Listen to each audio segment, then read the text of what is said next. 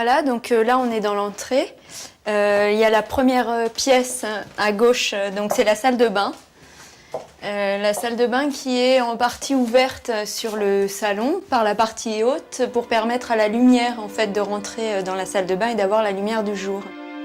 Le bloc en bois en haut, c'est la bibliothèque à l'horizontale qu'on retrouve côté salon. Donc ça permettait en fait de finir tout le panneau en miroir qu'on a mis pour agrandir la salle de bain. Et ensuite, donc, on a dans la continuité du bloc évier, on a des rangements qui sont détournés de meubles basiques de cuisine standard que nous on a utilisé pour en rangement des vêtements pour enfants et des choses dont on a besoin dans la salle de bain.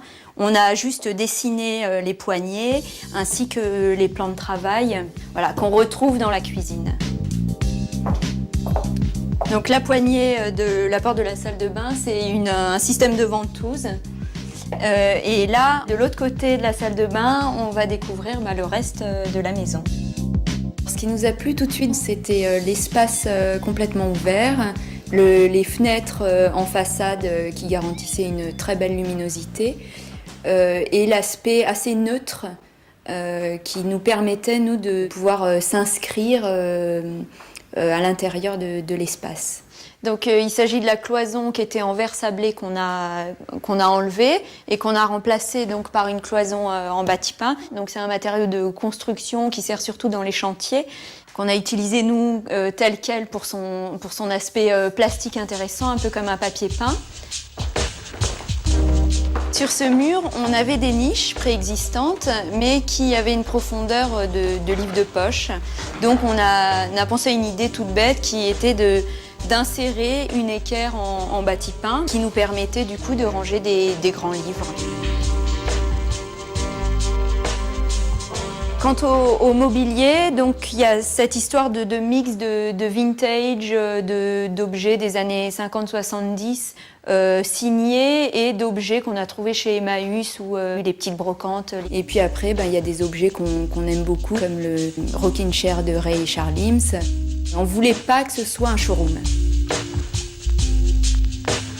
Donc cette installation Réfléchir et une position stratégique sur le canapé, c'est un travail personnel que je développe, qui est un travail un peu sur le questionnement du quotidien, des humeurs du jour. Parce que l'idée, c'était la réflexion avec, en prenant le coussin voilà, qu'on serre dans ses bras et pendant ce temps on réfléchit, d'où sa place stratégique sur le canapé.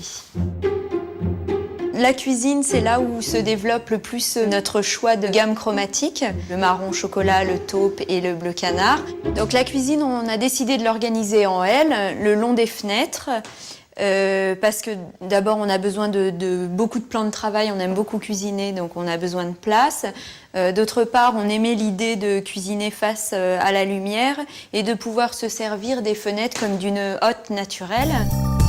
C'est des suspensions qu'on a dessinées, on a fait une espèce de mini-collection autour de l'abat-jour et de l'absence d'abat-jour en utilisant justement que la structure et en jouant sur l'idée des angles, les angles cassés. Pour faire la séparation entre la cuisine et l'espace bureau, on a fait ce placard qui est tout hauteur.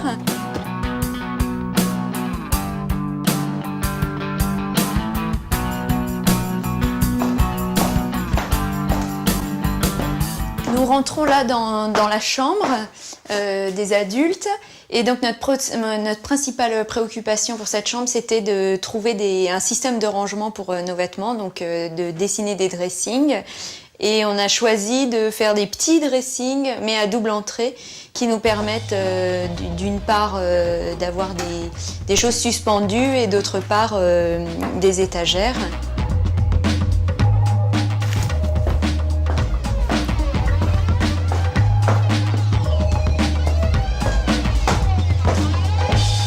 Nous sommes ici dans la chambre des enfants. On s'est servi du recoin qui existant en fait dans cette pièce pour caler donc les deux lits des enfants. Voilà. On a dessiné 2 systèmes de rangement où chacun peut jouer éventuellement de son côté. Donc les rangements sont en façade et sur le côté, on a aussi la possibilité de ranger d'autres jouets. Tu veux pas jouer au Bill? J'ai pas trop envie.